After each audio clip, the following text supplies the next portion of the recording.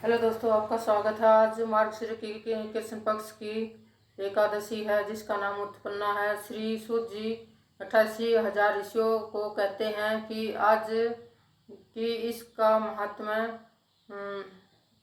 भगवान कृष्ण ने युधिष्ठिर को बताया बताया था कि सतयुग में एक महाभयंकर राक्षस मूर नाम का प्रकट हुआ। उसने देवताओं पर विजय पाई और उनको हराकर स्वर्ग पर अपना राज्य जमा लिया और उनको अमरावतीपुरी से नीचे गिरा दिया और मृत्युलोक में आकर कैलाशपति के पास जाकर सभी उन आसपास मृत्युलोक की गुफा में देवता लोग रहने लगे और कैलाशपति के पास जाकर हाथ जोड़कर प्रार्थना करने लगे। भगवान शंकर ने को अपना उन्होंने दुखड़ा सुनाया। भगवान बोले, आप क्षीर सागर में विष्णु भगवान के पास जाओ, वो इसका निवारण करेंगे। वहाँ सब देवता मिलकर विष्णु भगवान के पास गए।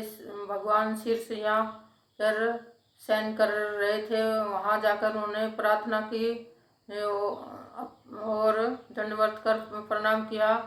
तो भगवान ने जैसे ही भगवान ने अपने सामने देवताओं को पाया तो वो उनके सामने कहने लगे कि हम यहाँ जंग नाम का एक दत्त वंश में अमरावती नगरी में उत्पन्न हुआ है। उसके पुत्र का नाम मूर है। उस मूर दत्त ने हमें स्वर्ग से निकाल दिया है। आप ही सूर्य बनकर जल आकर्षण करता है और आप ही मेघ बनकर जल बरसाता है। भूलोक के बड़े बड़े कर्मचारियों शरणार्थी बन चुके हैं। आप उस बलशाली दत्ता को मारकर हमारा दुखड़ा दूर कीजिए। भगवान बोले, हे देवताओं, मैं तुम्हारे शत्रु का शीघ्र ही संहार करूँगा।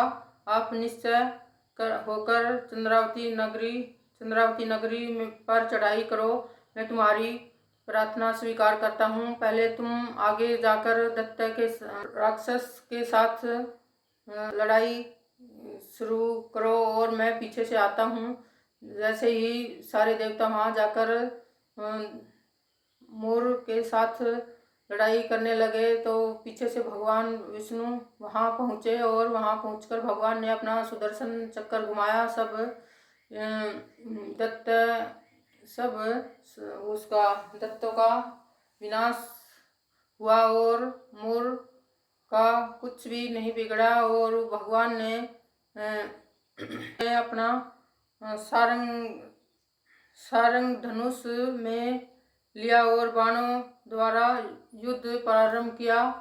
फिर भी मूर का कुछ नहीं बिगड़ा, कुछ भी नहीं हुआ उसका और वह भगवान परेशान हुए और फिर भी मूर दत्त ने भगवान पर कुश्ती करना चाहा। भगवान के साथ वो हजारों वर्षों तक भगवान के साथ कुश्ती लड़ते रहे तो बीच में भगवान थक गए तो वहाँ युद्ध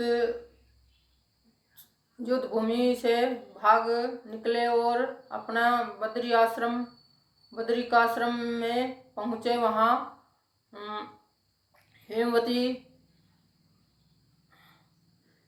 नाम की एक 12 योजन की गुफा थी। उसके अंदर जाकर भगवान सो गए, मतलब थक गए थे तो वहाँ जाकर सो गए। भगवान तो कमल की पंक्तियों के साथ कोमल थे और वो दत्तासुर बहुत ही शक्तिशाली बलशाली था।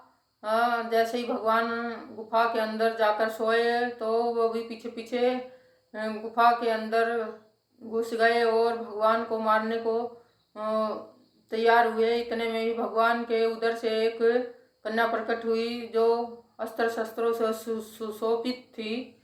उसने उस दत्त पर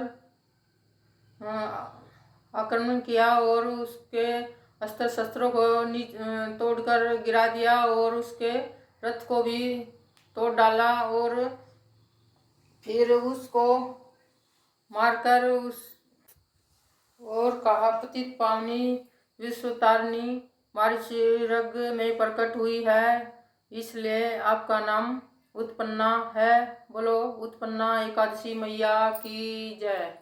ओम नमो भगवते वासुदेवाय। ओम नमो भगवते वासुदेवाय।